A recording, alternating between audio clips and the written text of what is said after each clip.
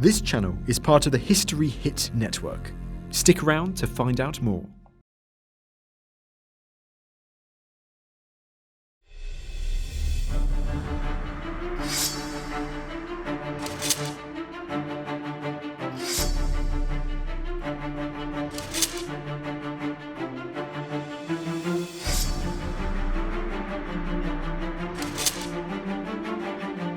Anne Boleyn, the wife of Henry VIII, awoke in the royal apartments at the Tower of London.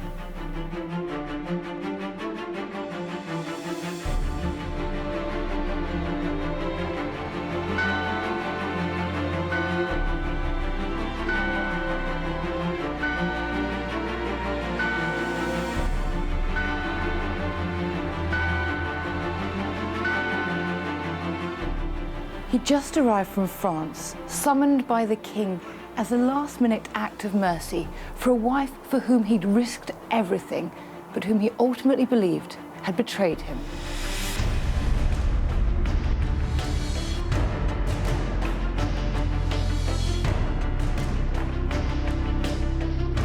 Henceforth my heart shall be dedicated to you alone.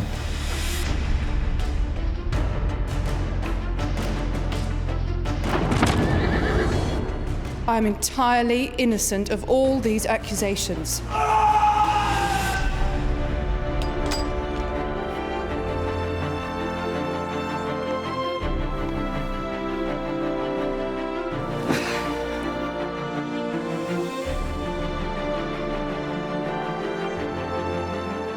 We all know how this tragedy plays out, but how well do we know its leading characters?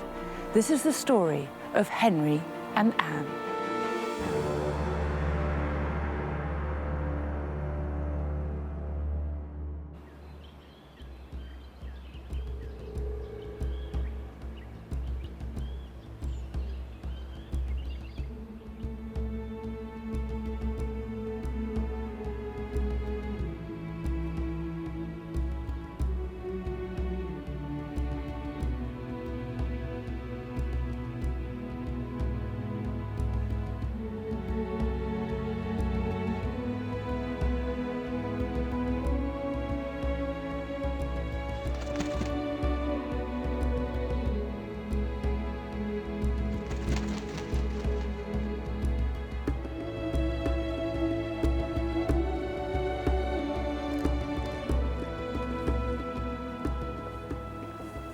This is Hever Castle, the seat of the Boleyns. It's Anne Boleyn's childhood home, where she spent many formative years.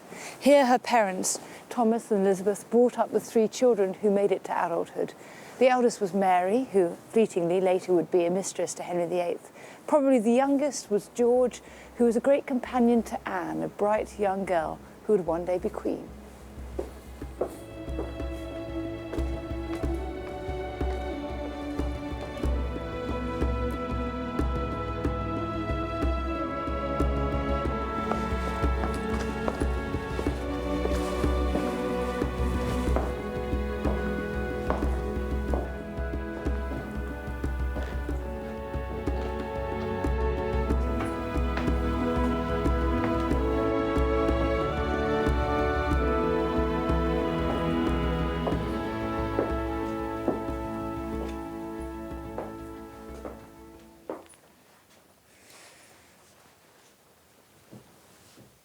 It's so hard to get a sense of the real Anne Boleyn. We have a few letters, but we don't have any diaries. We don't really have any of the sort of things that we need to get a grasp on what she was really like.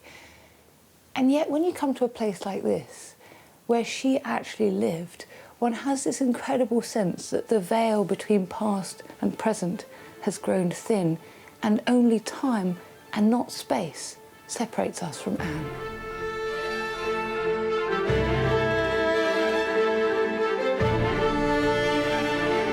If you love history, then you'll love History Hit. We have tons of exclusive documentaries about the most important people in history that you will not find anywhere else. There is a great collection of religious history content available to History Hit subscribers, from the Crusades to the birth of Islam. There are plenty of topics to choose from for your next documentary fix. We're committed to bringing history fans award-winning documentaries and podcasts that you cannot find anywhere else. Sign up now for a 14-day free trial, and Parable fans get 50% off their first 3 months. Just be sure to use the code PARABLE at checkout. This is one of the few surviving possessions of Anne at Hever.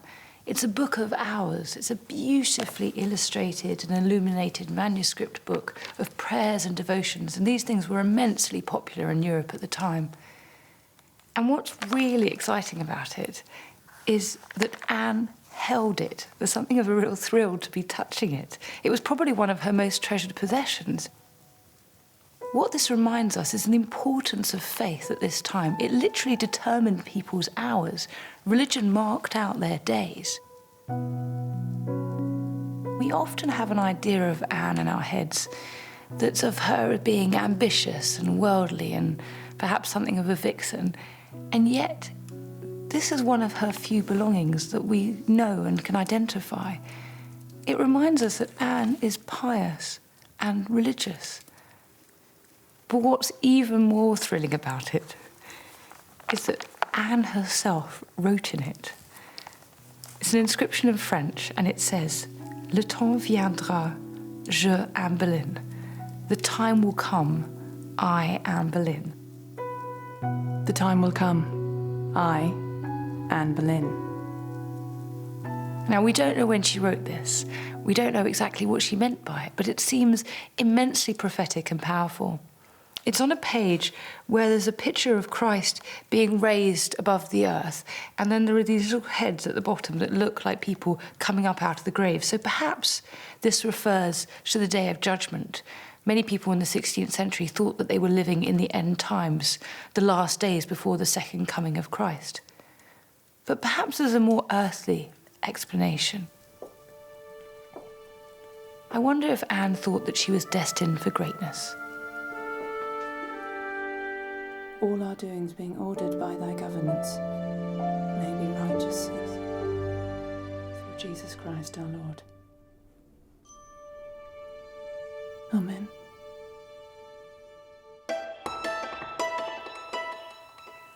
We all think we know Henry VIII, but actually what we conjure up is Henry in the last decade of his life, when he's obese and savage and ruthless and cruel. But he wasn't always like that. In fact, when he first came to the throne, and for the first 20 or so years of his reign, he was noted, first of all, for being really good looking. He had auburn hair, he was very tall, he was 6'2" when the average height was 5'7.5". And he was so good at sport that everyone commented on it.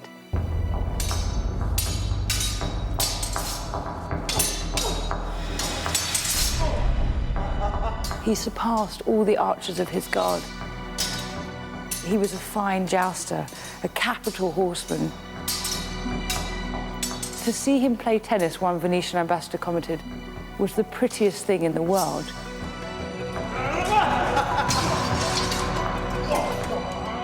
That Venetian ambassador also said, perhaps he had a crush, that he had a round face so very beautiful that it would become a pretty woman.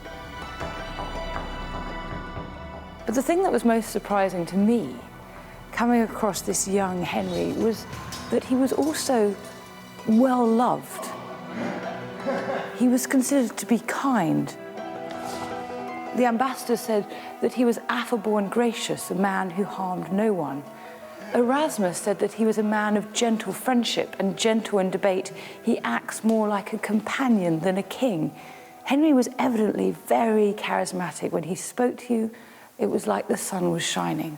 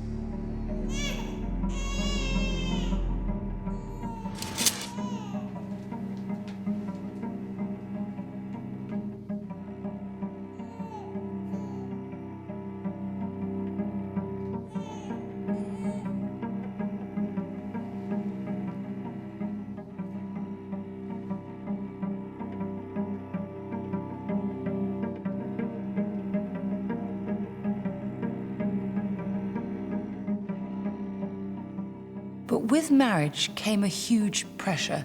Now he needed to produce an heir to secure the dynasty for the next generation. And not just one, he needed an heir and a spare, as his brother's death had indicated.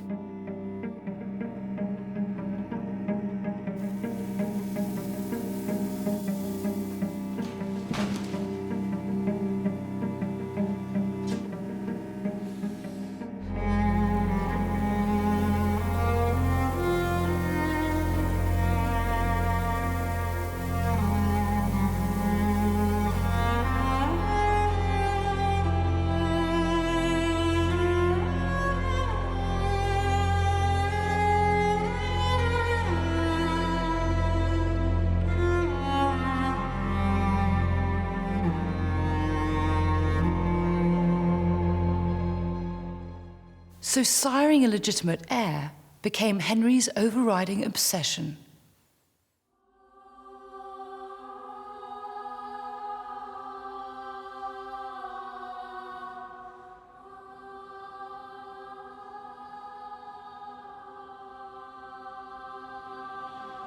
This lack of a surviving legitimate male heir suggested to Henry VIII that he was being punished by God. And he suspected the reason was that he had married his brother's widow. And scriptures backed him up in this. In Leviticus it says, in chapter 18, verse 16, "You shall not uncover the nakedness of your brother's wife. It is your brother's nakedness." And chapter 20, verse 21 says, "If a man takes his brother's wife, it is impurity. He has uncovered his brother's nakedness. They shall be childless." Henry's theological experts assured him that childless, in this instance, actually meant no sons.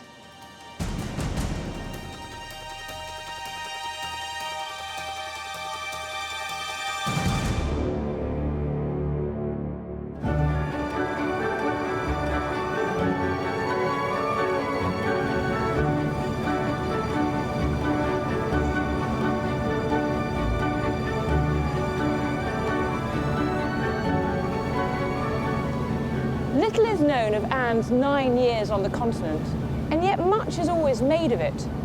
It certainly was a formative period of her life. It was the period when she was educated, and people in the 16th century and today have speculated in a kind of prurient nudge nudge wink wink kind of way that at the French court particularly she learned the art of love.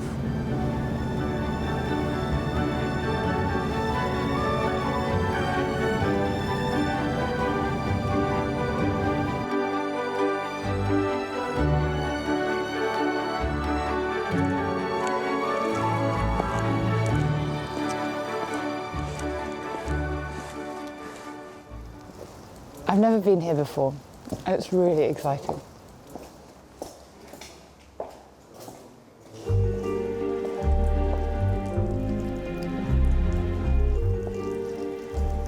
Didn't do things by halves, did they? Look at this place. My word.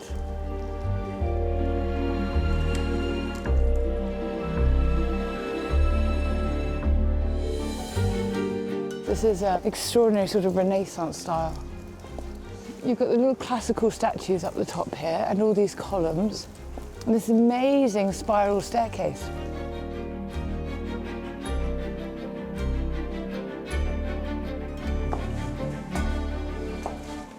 It's so incredibly beautiful, this staircase. It would have been such an extraordinary time for Anne when she was here, because she was here with Claude of France, who herself was a real patron of the arts. Francis I, her husband, was so much a fan of the Renaissance that he invited Leonardo da Vinci to France, and he was installed just down the road. So there's every chance that Anne might have met him. So basically Anne would have been surrounded by this world of intellectual endeavour and artistic endeavour. It must have been such an exciting place to be. I'm out of breath now.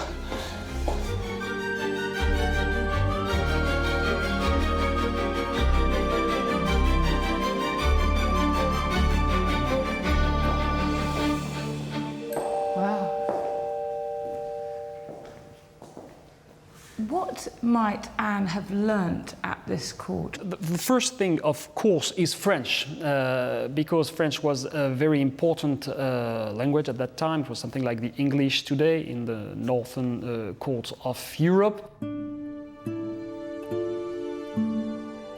We just know that she must have been at some very important events, such as when the English ambassadors came to France in 1518, or at the Field of the Cloth of Gold, because she must there have played an important role as an interpreter between the English and the French.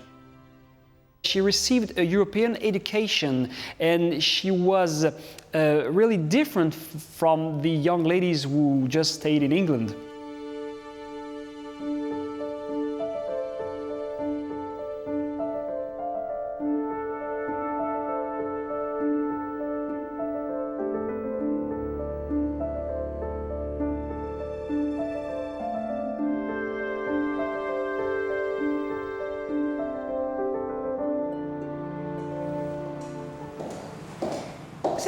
One of the things that's often said about Anne's time in France, with probably little evidence from what you've said so far, is that there's kind of this idea that somehow she's learnt all about sex while she's been at the court.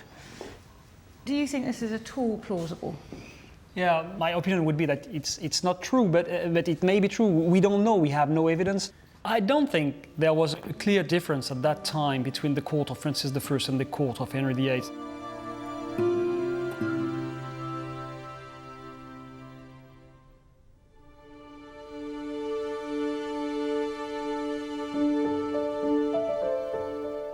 Sir, I understand by your letter that you wish that I shall be of all virtuous repute when I come to court. And you inform me that the Queen will take the trouble to converse with me, which rejoices me greatly. To think of talking with a person so wise and virtuous. Written at 5 o'clock by your very humble and obedient daughter, Anna de Boleyn.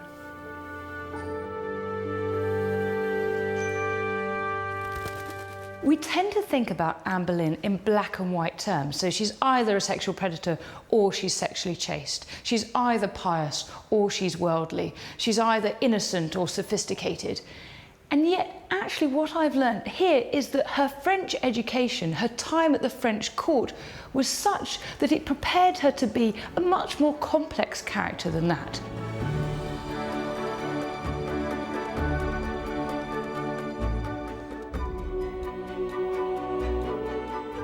The Anne that emerges back in England is one who's been shaped by many different influences, who is both pious and worldly, who's both sophisticated and something of an innocent. She's one who can play musical instruments, who can sing, who can dance, who can speak French, who is sophisticated and witty, who's been exposed to a world of cosmopolitan glamour. And she's such an attractive prospect precisely because she is so complex. The time will come. I, Anne Boleyn.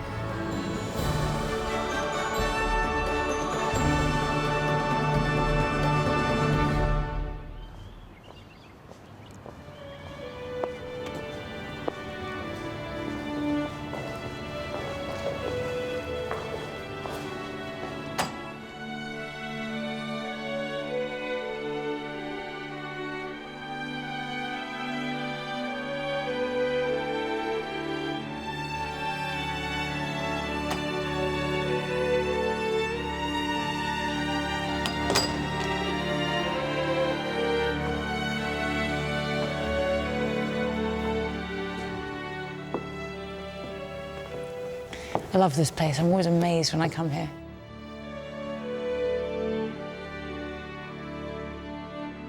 Imagine what it must have been like for Anne when she came to court.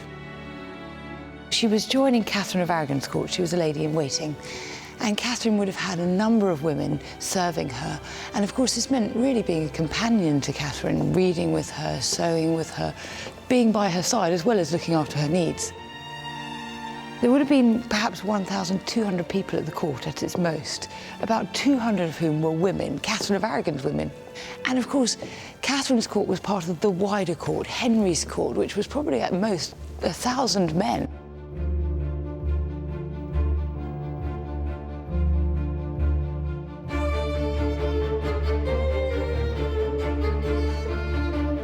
A court ought to be formal, ought to be serious, ought to be religious, but it also ought to be, as well as all that, it ought to be a place where people are having fun.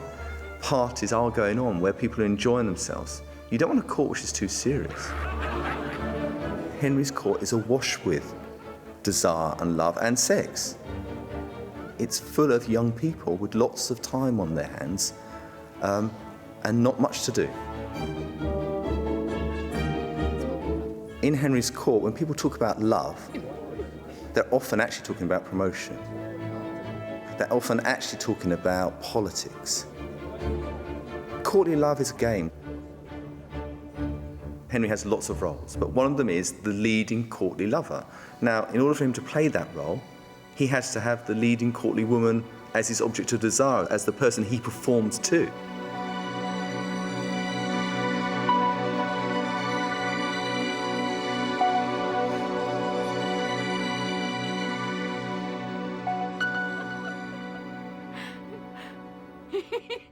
Henry did have mistresses, not nearly as many as the French king, but it was considered to be a normal part of court life, especially when Catherine was pregnant, because it was considered unlucky in Tudor times to have sex during pregnancy. So in 1519, for example, one of the most beautiful women at the court, Elizabeth Blount, had given birth to an illegitimate son, Henry Fitzroy. His surname means son of the king. And of course, this indicated to Henry that if Catherine wasn't bearing him sons, it wasn't his fault. When Anne came to court in 1522, Henry had another mistress, someone Anne knew rather well.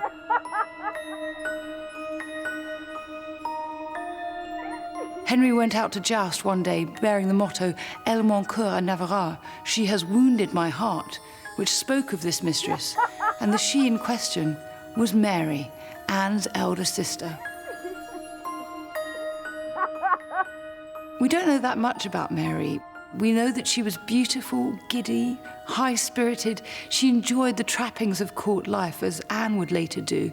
And we know even less about her relationship with Henry, except that it was short-lived.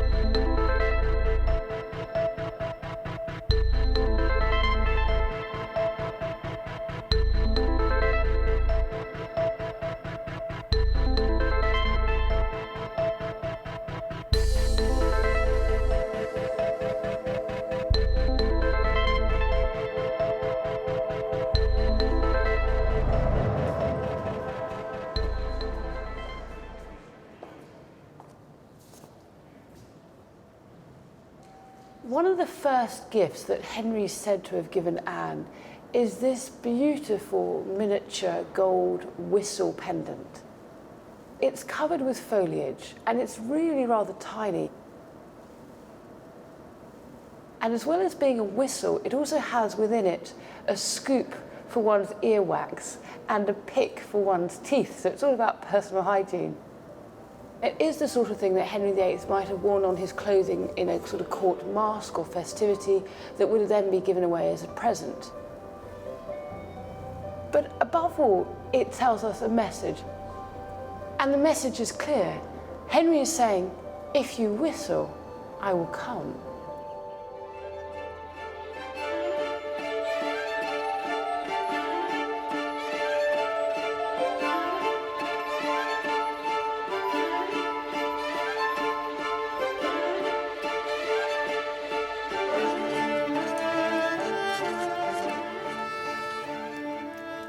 and my heart put ourselves in your hands, begging you to recommend us to your good grace, and not let absence lessen your affection. When historians study Henry and Anne, much is made of the dark political forces manoeuvring behind the scenes to unite or to separate this couple. And what is lost amongst these affairs of state is the fact that this was a very real and very passionate love affair between two individuals. These are copies of Henry VIII's letters to Anne. The originals, the manuscripts, are in the Vatican Library. They probably ended up there as part of the evidence against Henry's divorce from Catherine of Aragon. And these are quite extraordinary because they show to us these intimate moments, these private thoughts. This letter, for example, starts, "Mine own sweetheart, this shall be to advertise you of the great loneliness that I find since your departing. For I assure you, think that I'm longer since your departing now last than I was wont to do a whole fortnight. I think your kindness and my fervency of love caused it. For otherwise I would not have thought it possible that for so little a while it should have affected him so much." And he concludes, Darling, wishing myself especially of an evening in my sweetheart's arms, whose pretty duckies I trust shortly to kiss. Ducks is the Tudor slang for breasts. And he says, written by the hand of he who was, is, and shall be yours by his will. Henry Rex.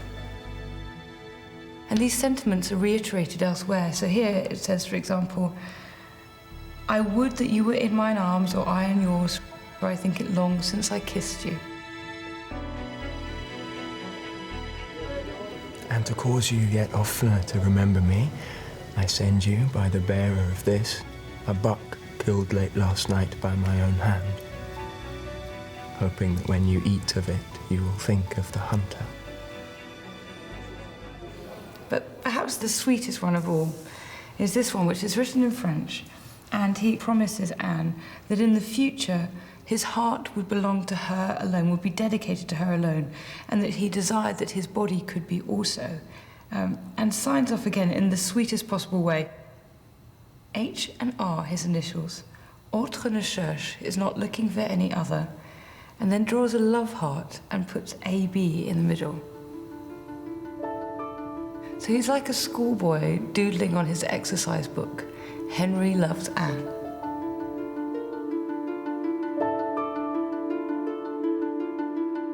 I beg also, if at any time before this I have in any way offended you, that you would give me the same absolution that you ask, assuring you that henceforth my heart shall be dedicated to you alone. I wish my person was so too. God can do it if he pleases, to whom I pray every day to that end, hoping that at length my prayers will be heard.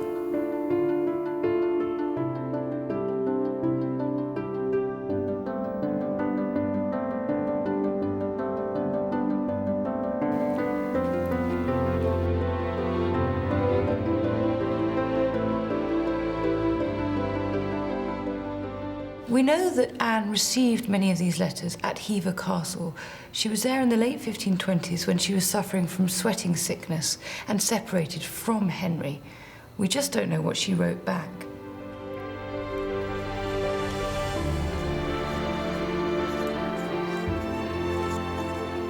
Although you are my mistress, it has not pleased you to keep the promise you made when I was last with you.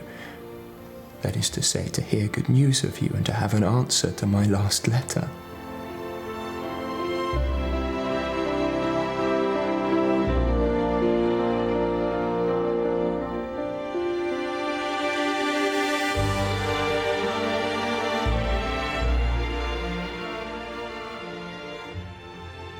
I think because we don't have her responses, a lot has been written to fill in that gap. And there's been an assumption that somehow she was playing hard to get and manipulating him, that he loved her and she was just playing a game. But in practice, I think ultimately, both of them wanted to do what was right. And above all, Henry, of course, wanted to have that legitimate heir. He could only do that if Anne became his wife. There was no point her becoming pregnant beforehand. In fact, it would have been detrimental to his cause. I think both of them decided to hold out and to wait.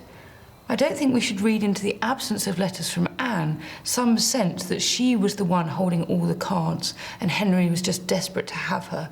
I think the two of them were passionately in love, but wanted to do this correctly, wanted to be right.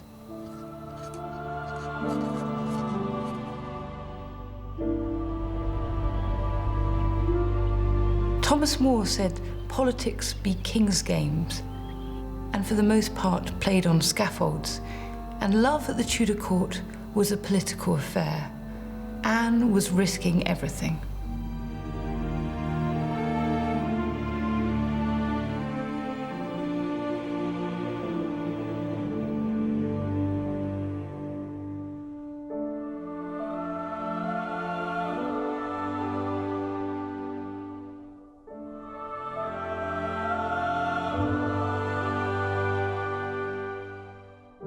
The time will come. I, Anne Boleyn.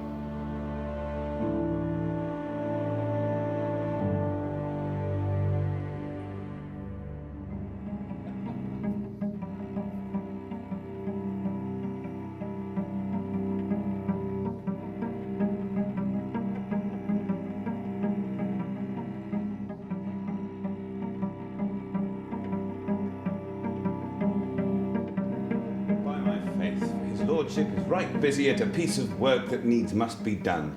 Even now is he making of a new moon. He saith your old moons be so far tasted that all the goodness of them is wasted, which for the great ways be most major. For old moons be leakier, and they hold no water. But for this new moon I durst lay my gown, except a few drops at her going down. You get no rain till her arising without it need, and then no man's devising could wish the fashion of rain to be so good, not gushing out like gutters in overflow, but small drops sprinkling softly on the ground. Though they fell on a sponge, they would give no sound. This new moon shall make a thing spring more in this while than our old moon shall, while a mile go a mile.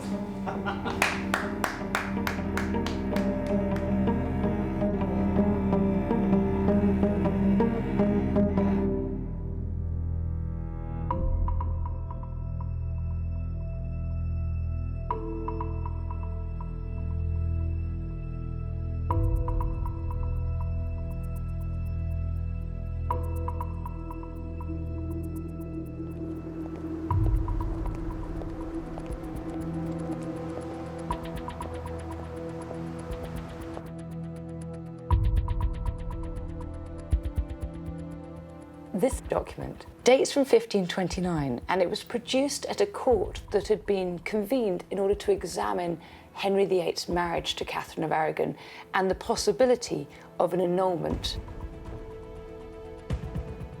This document has lots to tell us. First of all, saying that Henry's, king of France and Ireland and all the other things that he claims to be. And what's really interesting about it is that Henry has gathered all the officials of the church. So it mentions Cardinal Thomas Wolsey, we've got the Archbishop of Canterbury, we've got the bishops of Ely and London and Bath and Exeter.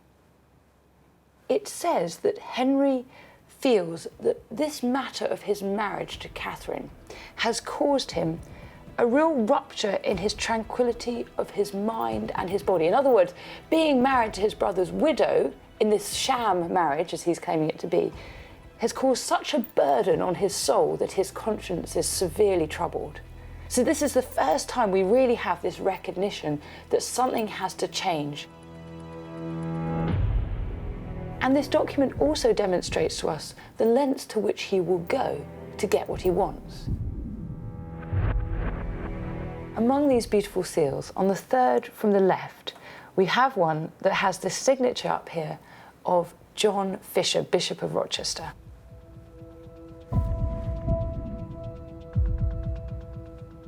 Rochester was a really important figure in Henry VIII's life, and yet his signature here is not genuine. He later claimed that it was a forgery, that he'd never signed this document, and that he was entirely opposed to this matter of the divorce. In the end, Fisher would pay the ultimate price for his hostility to Henry and Anne, and for the lengths to which Henry would go in order to be with her. Fisher ended up, as so many others in Henry VIII's reign, on the scaffold.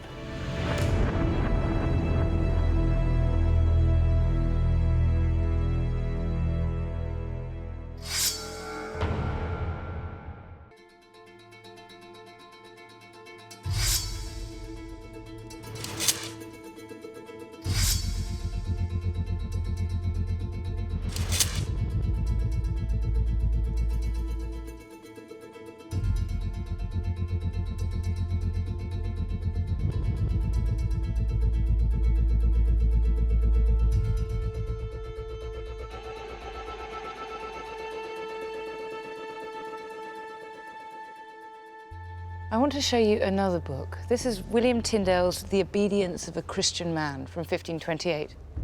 In fact, it's a rather battered edition, but what it has to say is really important. Tyndale was a Protestant, and he argues in this book that the supreme authority is Scripture, over and above the false authority of the Pope. He also adds that it's shameful for princes to be under the authority of the Pope. In other words, that kings are the highest authority in the land.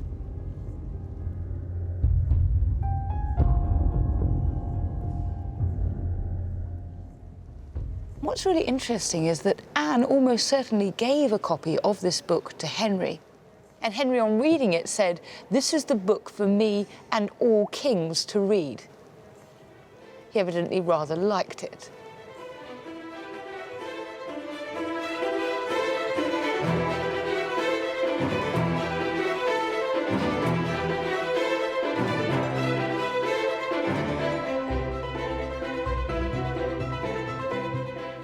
And this idea that actually he was first under God played to his egotism.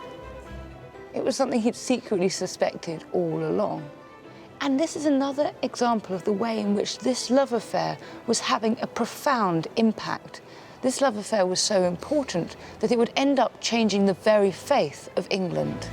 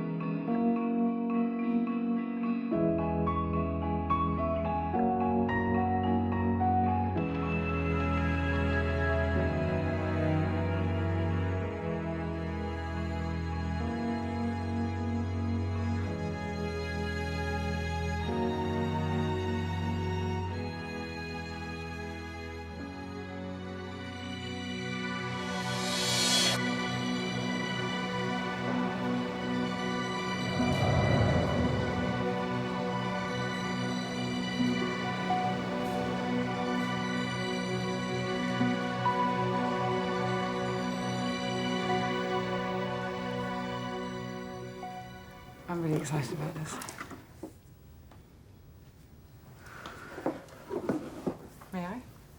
Yes. Will you go ahead? So it's a stunning, It's beautiful, exquisite isn't it? turn of the 15th century, 16th century, probably Flemish illuminated book of hours, but really evocative and very special because it provides us with a really intimate glimpse into Henry and Anne's relationship. It contains 2 remarkable written entries in the hand of Henry VIII and Anne Boleyn. That's amazing. And this is Henry's here, written in his own hand. Beneath, very importantly, an illumination of the flayed Christ, sometimes referred to as man of sorrows or ecce homo. I think Henry is trying to portray himself by association as the lovesick king suffering, in his heart. If you remember me in your prayers as strongly as I adore you, I shall hardly be forgotten, for I am yours forever. If you remember my love in your prayers as strongly as I adore you, then I shall scarcely be forgotten. Your Henry Rex forever. Well, Would you like to see what Anne wrote? gosh, yes, yes. I think she chose the page very carefully. We can see here an image of the Annunciation, so Virgin Mary is being told by the angel that she's going to have a son, and I think that this is what Anne is telling Henry. Yes. That she is the woman to provide him with the son and heir that he so desperately wanted. And then at the foot of the page we can see she writes to Henry a couplet. By daily proof you shall me find, to be to you both loving and kind.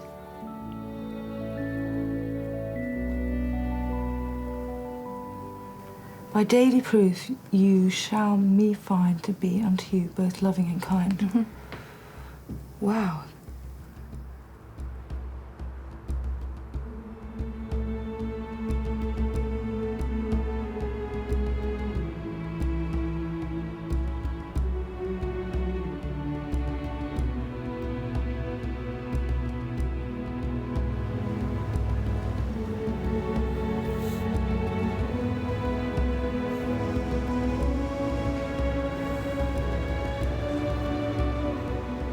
At the time, it was the largest palace in Europe, bigger even than the Vatican.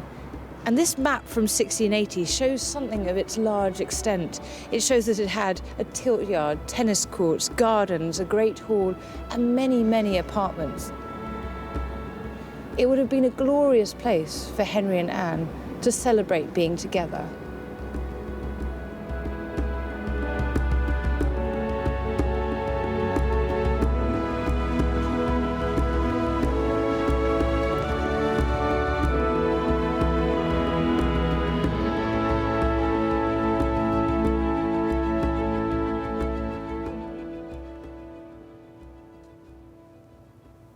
And this is it, almost all that remains of that once mighty palace.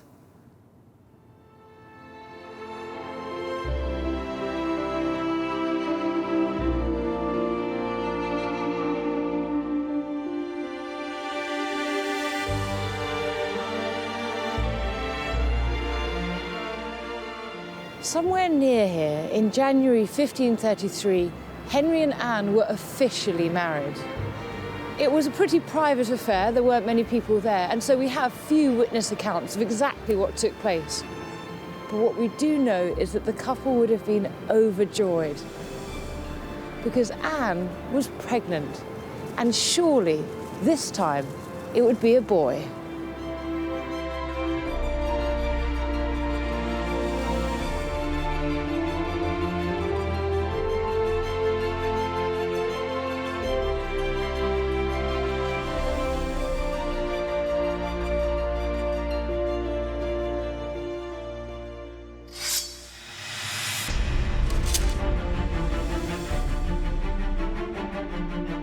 Of body small, of power regal, no manner fault is in this falcon white.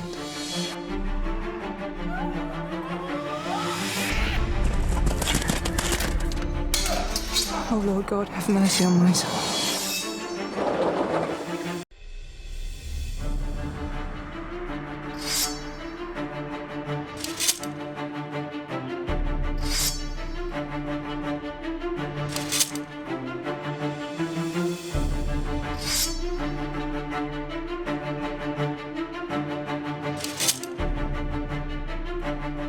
Anne Boleyn, the wife of Henry VIII, awoke in the royal apartments at the Tower of London.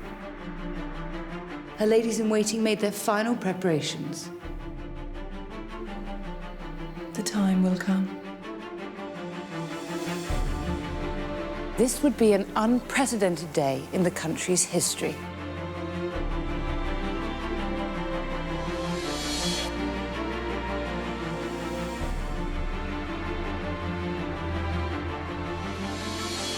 Henceforth my heart shall be dedicated to you alone.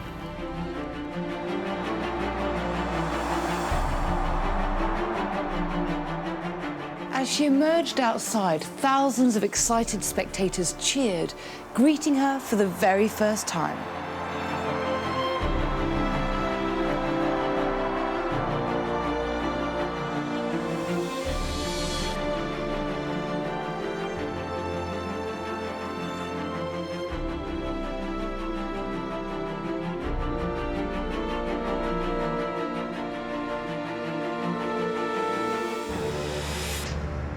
Less than 3 years later, Anne would be back in the Tower for a very different reason.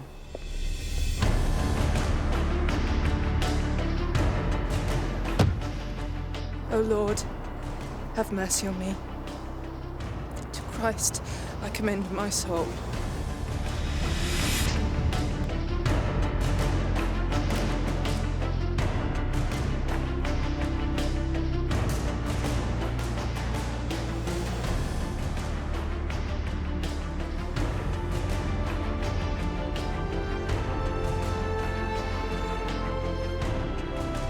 O Lord God, have mercy on my soul. Jesus, receive my soul. O Lord God, have mercy on my soul.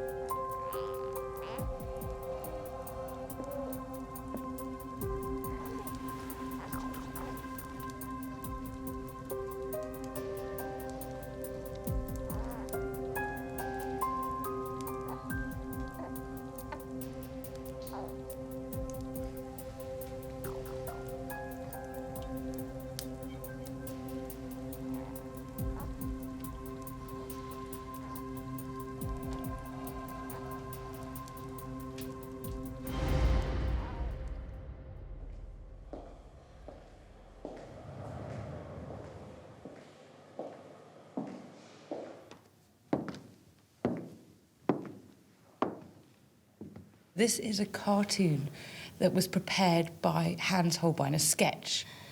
And it is such an insight into how Henry wanted to be seen. Because for a start, he's actually taller than he was in real life. We've compared his armour with this picture, and we found that actually he's been stretched. But the key message of this picture is told by the shapes of Henry's body.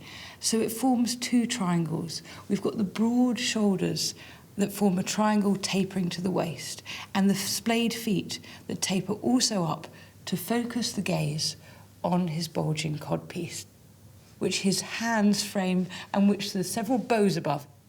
Because this picture is all about masculinity and virility and fertility and potency.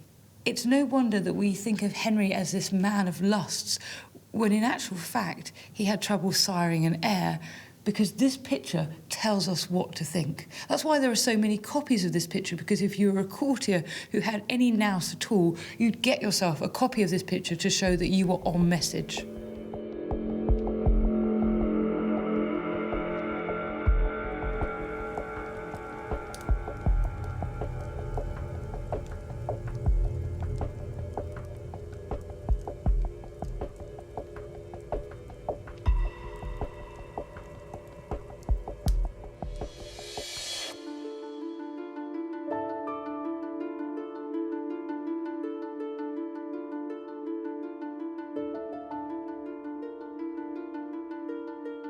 This white falcon, rare and precious, this bird shineth so bright.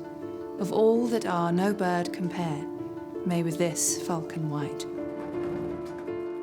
Of body small, of power regal she is, and sharp of sight. In chastity excelleth she, most like an angel bright. That she may bring fruit according for such a falcon white. Herself repose upon the rose, now may this falcon white.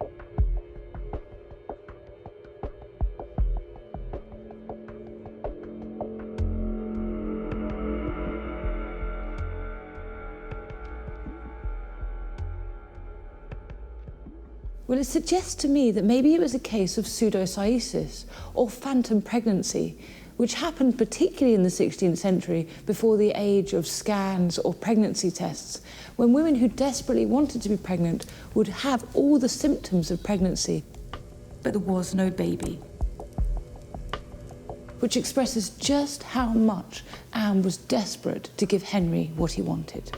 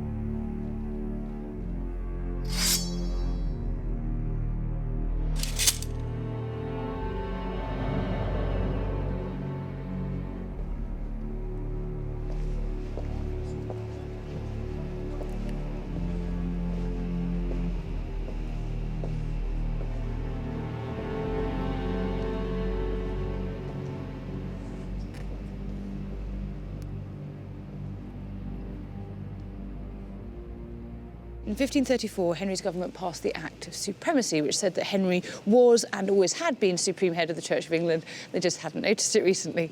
And following on the heels of that was the Act of Succession. This said that Anne was his lawful queen, and any children they had would be the true heirs to the throne. And all English subjects were required to swear that this was the case. And some people found this very hard to swallow.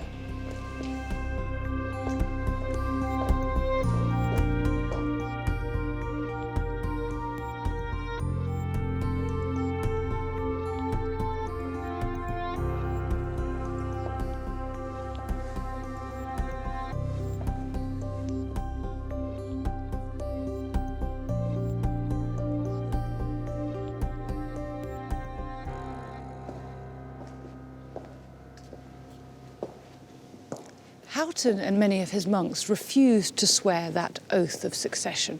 And so in April 1535, 10 of them were taken to Newgate prison. And within fewer than 3 weeks, they were tried, convicted, and executed for treason. And we have an astonishing account of their execution. A foreign report on the gruesome event was graphic. What it said was this: they were dragged to the place of execution in their habits, to the great grief of the people. They were hanged, cut down before they were dead, opened, and their bow and hearts burned. Their heads were then cut off and their bodies quartered. And another report adds the shocking detail that the executioner caused them to be ripped up in each other's presence, their arms torn off, their hearts cut out, and rubbed upon their mouths and faces. And the barbarity of this act was blamed directly on the King of England himself.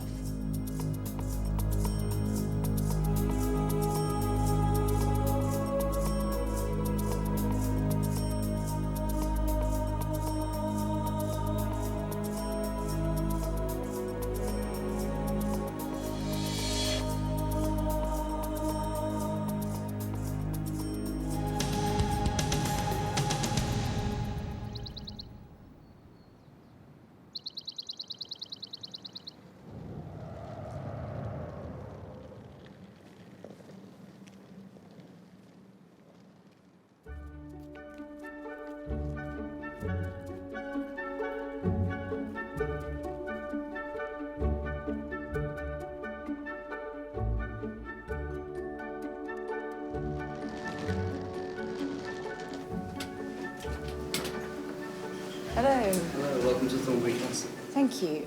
My name's Lipscomb.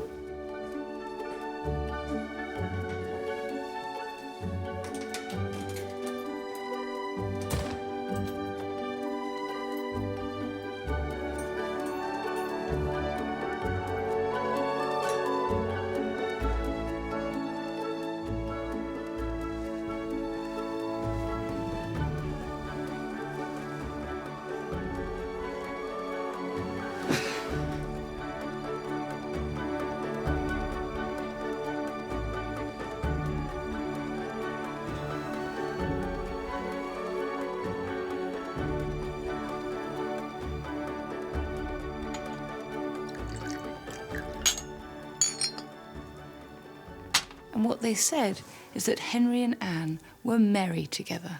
In fact, Henry and Anne were described as being merry together more than Henry and his other wives, including throughout the summer and autumn of 1535, when they were staying here. But the other thing we know about their relationship is that it was a relationship of sunshine and storms. They quarrelled and they made up. They had fights and then they had ardent reunions.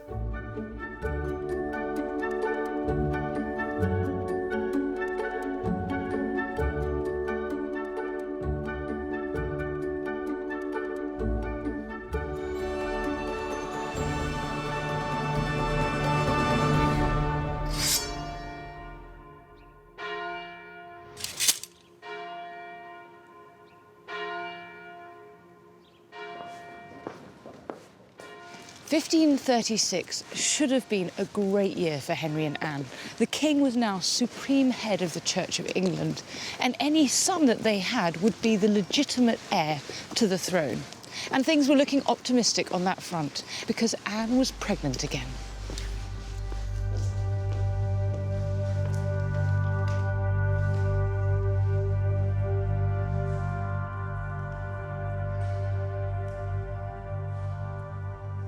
On the 7th of January 1536, Catherine of Aragon, Henry's first wife, had died after a short illness.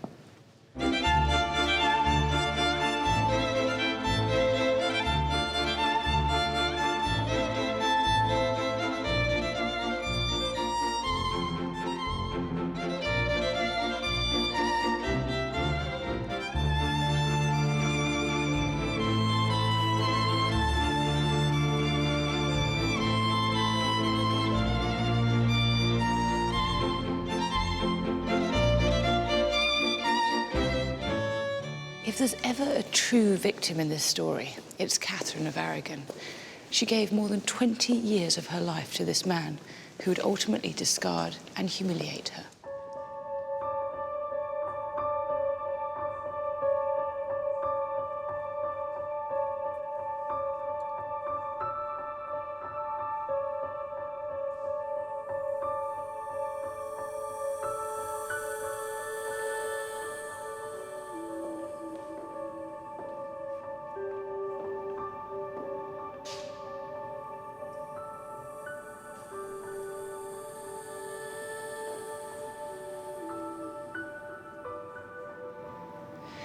I find it quite moving and sad to be here by Catherine's grave.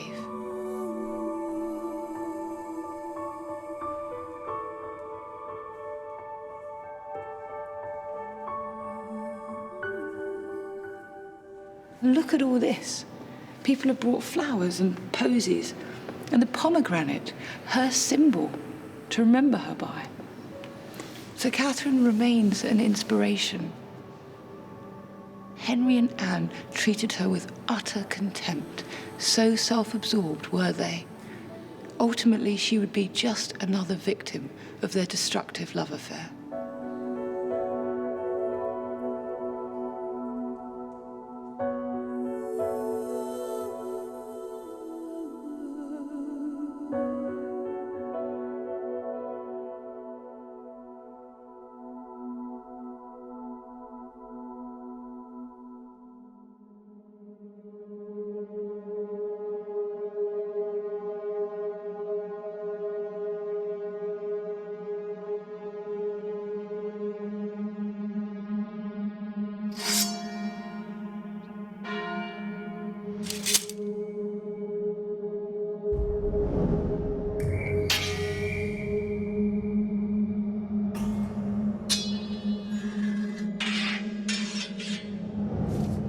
Like everyone else in the 16th century, Henry VIII was obsessed with honour.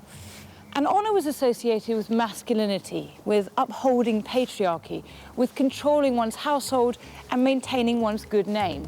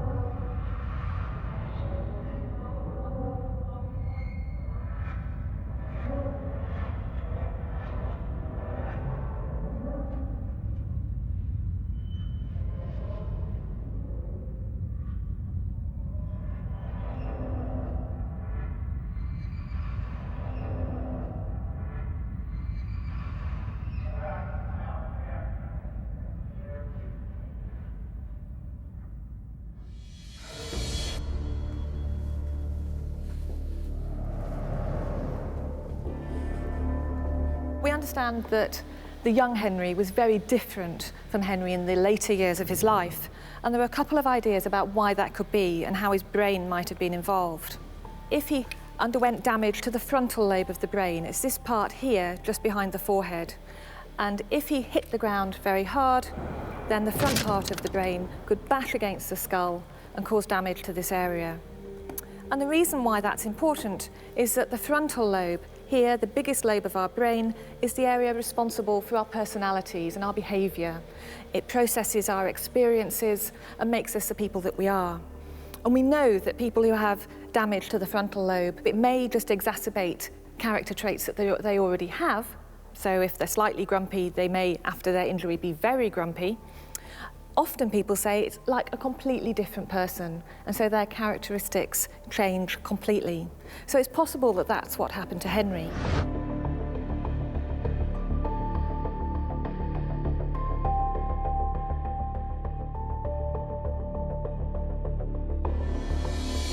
We know that actually Henry's physicians did try to drain his ulcers, and they used hot irons, almost like a hot poker, that they pushed into his ulcer with no anaesthetic. And that can't have done very much for his temper.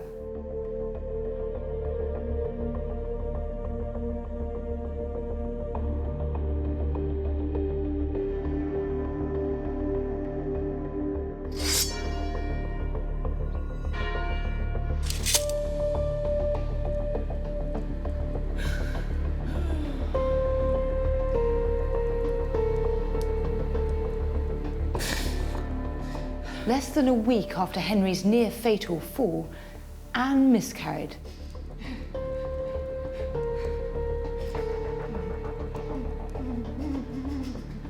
She blamed her miscarriage on her shock at hearing the news of the king's fall. The fetus was 3.5 months old enough for them to be able to tell that it would have been a boy.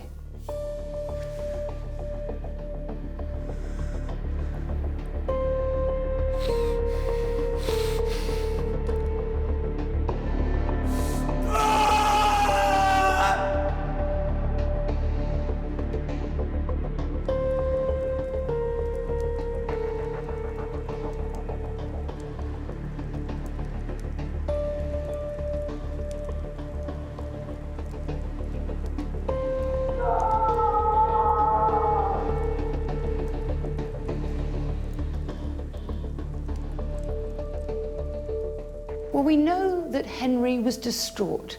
Reports said that he showed great distress and great disappointment and sorrow at the loss of this child. He's reported to have said, "I see that God will not give me male children."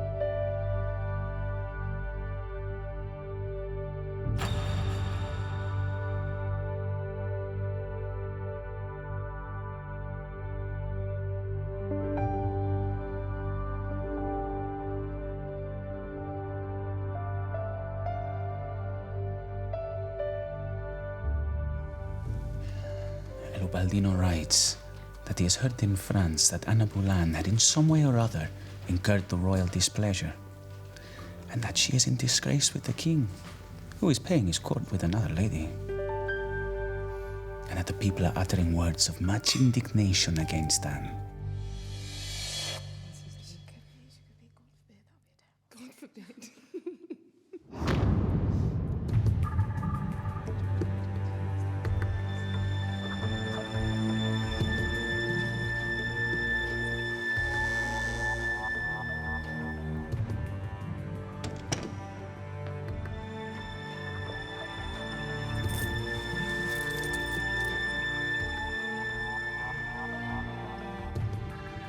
Jane didn't open the letter and instead sent back the purse and the letter saying that she was the daughter of good and honourable parents, and that if the king wanted to make her a present of money, perhaps he'd do so at the time that God decided to give her an advantageous marriage.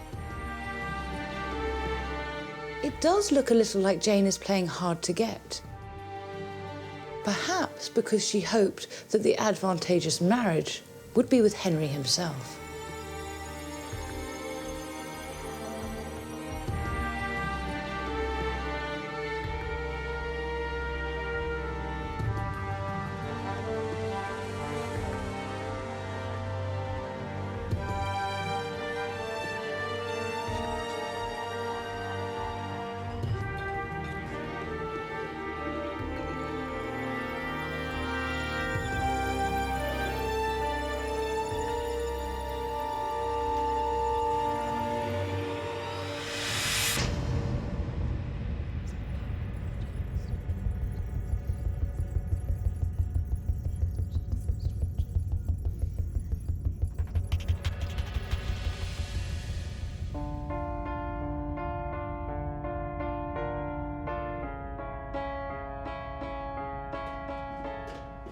Was she guilty of the charges against her? Were there dark forces behind the scenes plotting her downfall? Was Anne the victim of court gossip? Did careless talk cost lives?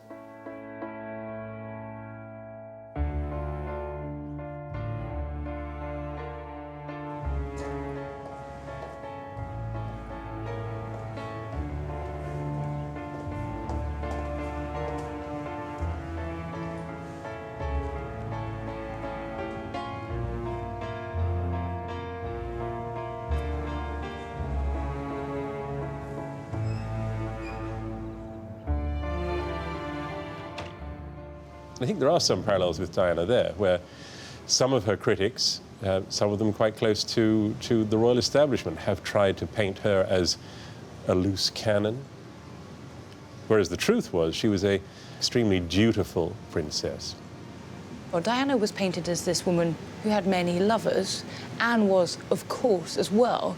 And it's extraordinary to me that 500 years later, the way you can really blacken a woman's name is to suggest that she's some sort of sexual predator. I think they were both very sassy women, and you can't sass around in court and not expect to bear the consequences sooner or later. When your usefulness has been outlived, then you better watch out. In other words, they would find anything they could to condemn her in the eyes of the world. It seems to be at the heart of this question about Henry and Anne is the question of scandal. And of course, you have been in a court that had a certain amount of scandal associated with it. I mean, what can we learn from that? Scandal is one way in which courtiers, or those who make their living from the court, are able to sort out their own pecking order.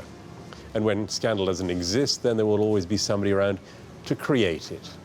And I think the extraordinary thing about Henry is, my conviction is that he does genuinely believe that she's committed adultery. Because there would be nobody who wanted to keep their head on their shoulders who was going to tell him he got it wrong. And this is why today I think it is still the case that to give advice to a royal person, let alone tell a royal person they're getting it wrong, that's quite an art. And I don't know how many people have got that art or want to exercise it. There is nobody, I think, today who will tell senior members of the royal family that they're getting it wrong.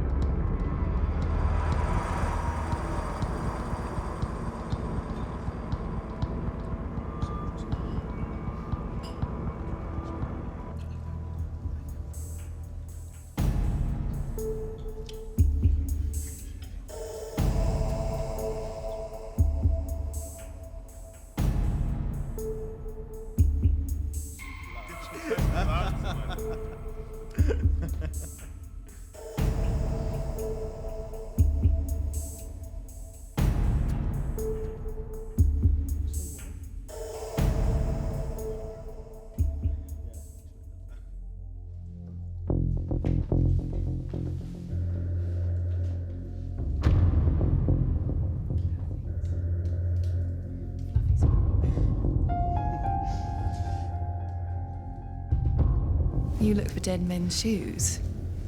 For if aught came to the king but good, you would look to have me. In other words, you want to marry me when my husband's dead, don't you? Norris's response that he'd rather his head were off suggests he knew that they'd committed a serious faux pas. They had imagined the king's death, which under the Treasons Act was illegal.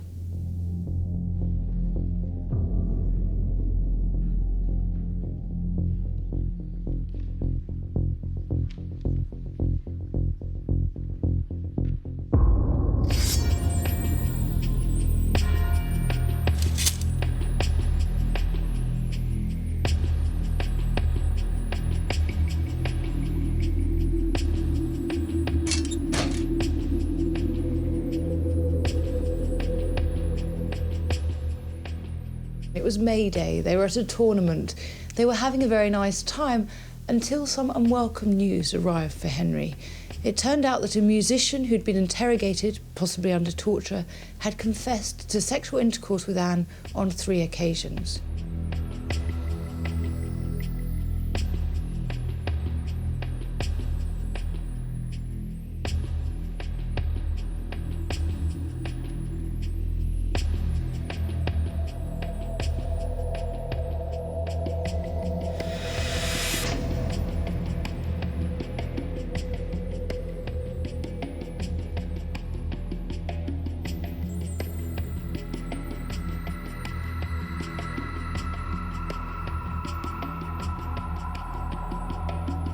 Henry would never see Anne again. She would never have a chance to meet her husband, to talk it through, to give her side of the story, to protest her innocence.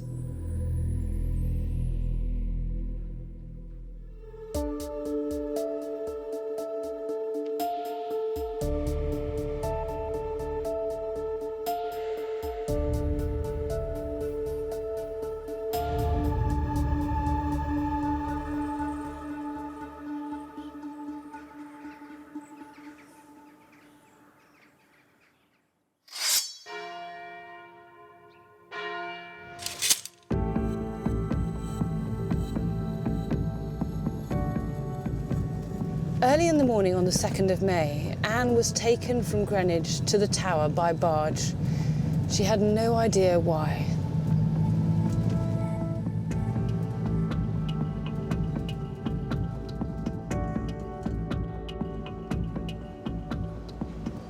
She travelled in through this water gate in St Thomas's Tower, now known as Traitor's Gate.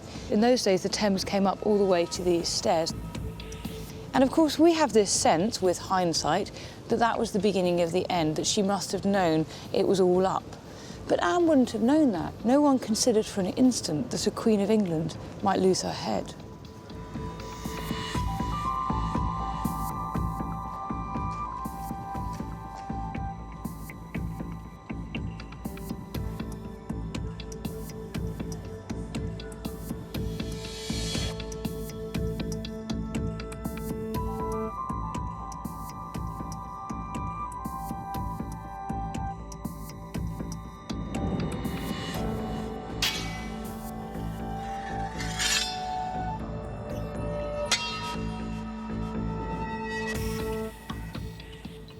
I'm walking where the royal apartments used to be, where kings and queens stayed the night before their coronation, because to hold the Tower was to hold London and was to indicate that you really held England.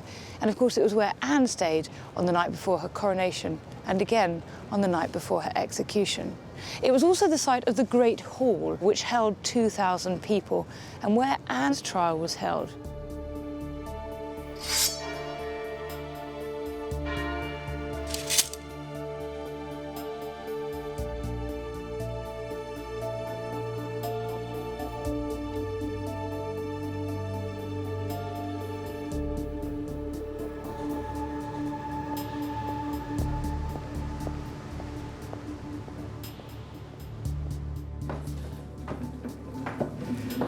looking forward to seeing these.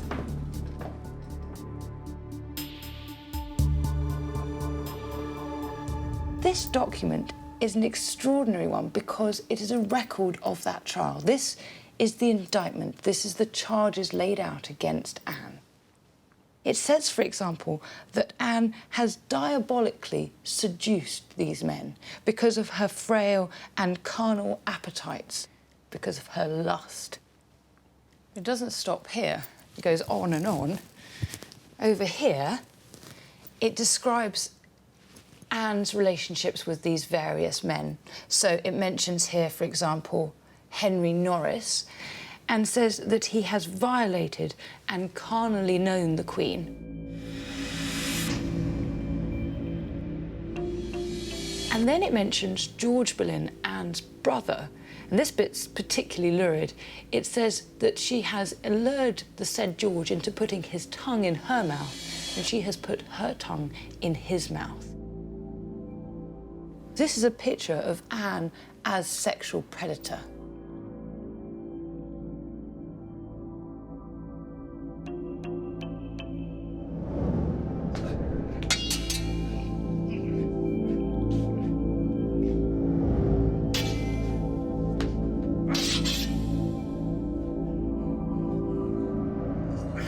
Henry stayed away because it was really humiliating for him to have his wife accused of adultery. It suggested at this time his lack of sexual dominance, his lack of sexual prowess, and indeed that's precisely what came out of the trial.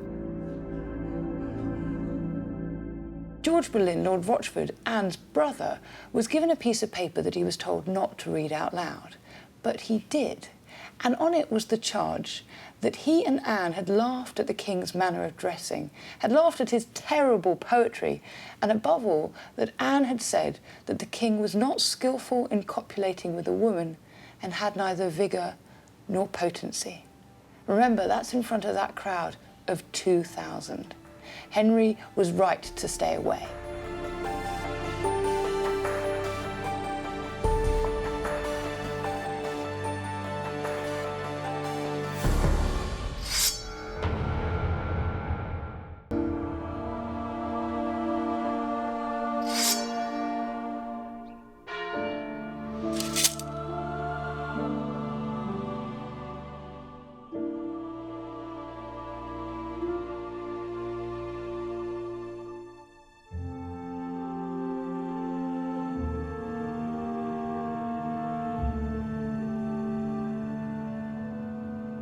I am entirely innocent of all these accusations, so I cannot ask pardon of God for them. I have been always a faithful and loyal wife to the king. I've not perhaps at all times shown him that humility and reverence that his goodness to me and the honour to which he raised me did deserve. In some ways, Anne's trial speech is entirely straightforward. She says that she is innocent, that she has always been a loyal wife to the king. But then there's that curious line about not having shown him the humility and reverence that his goodness to her and the position to which he raised her justified. In other words, she's admitting that actually she's been a bit feisty, that perhaps she's spoken back, she's been out of line from time to time. She hasn't always been the wife that Henry wanted her to be. I confess. I have had fancies and suspicions of him, which I had not strength nor discretion to resist. But God knows, and as my witness, I have never failed otherwise towards him. And I shall never confess any otherwise. Anne claimed, both before and after taking the communion, that she was innocent, on peril of her soul's damnation. And I think she was. I also don't think there's any evidence to sustain the idea that Henry wanted to get rid of her. In fact, I think what happened to Anne was a terrible mishap, that actually Anne managed to look guilty when she wasn't. Her sophisticated conversational wit, her excellence at the courtly game, was where she came unstuck. Exactly what had beguiled Henry in the first place made her look guilty as sin.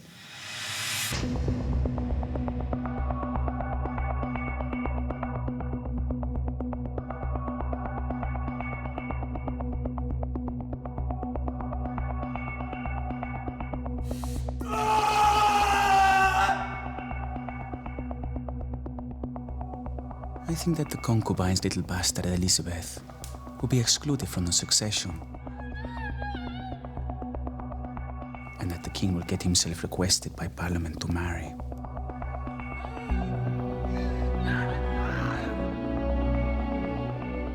The joy shown by the people every day, not only at the ruin of the concubine, but at the hope of Princess Mary's restoration, is inconceivable.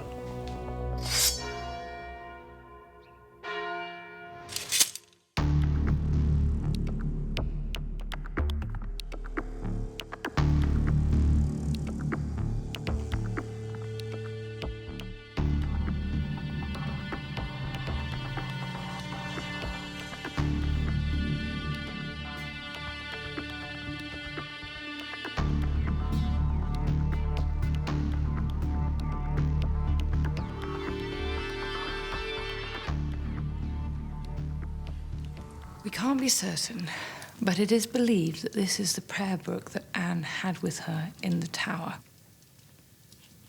I've spent a lot of time thinking about Anne's weeks in the tower, how she racked her brains, how she tried to figure out what had got her into that mess, the hysteria, the trauma, the terrible time she must have had.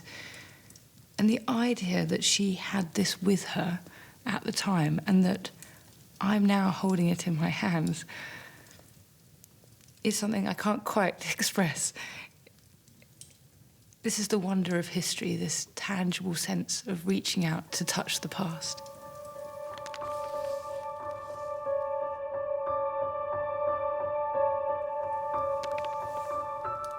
And what's even more extraordinary about it is that Anne has written in it.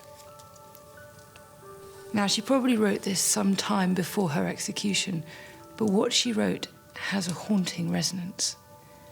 It says, "Remember me when you do pray, that hope doth lead from day to day." Remember me when you do pray, that hope doth lead from day to day. And she signed it, Anne Boleyn.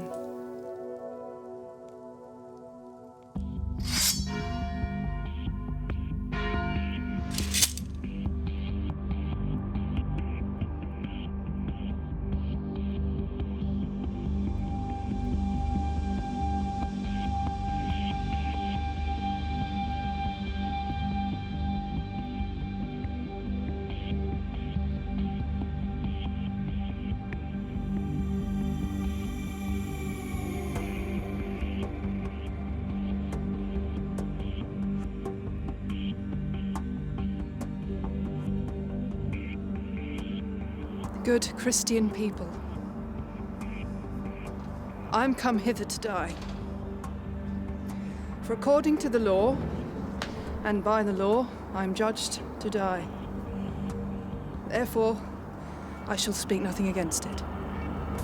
I'm come hither to accuse no man, or to speak anything of that, whereof I'm accused and condemned to die. But I pray, God save the King, and send him long to reign over you all. For a gentler, nor a more merciful prince was there never. And to me, he was ever a good, a gentle and sovereign lord.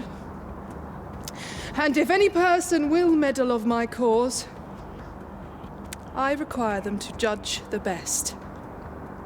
And thus, I take my leave of this world and of you all.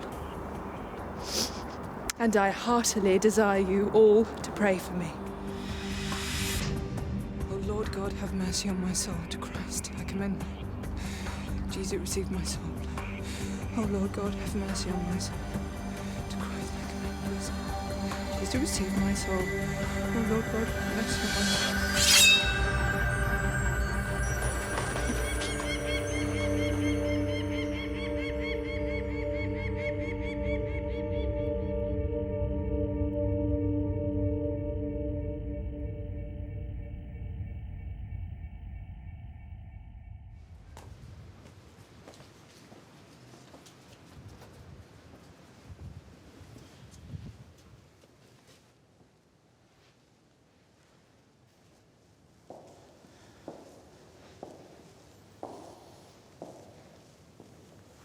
After Anne was executed, she was brought here to be buried, or at least most of her was. If they did what they did with other traitors, they would have taken her head, boiled it, tarred it, and put it on a spike on London Bridge before throwing it into the swirling Thames.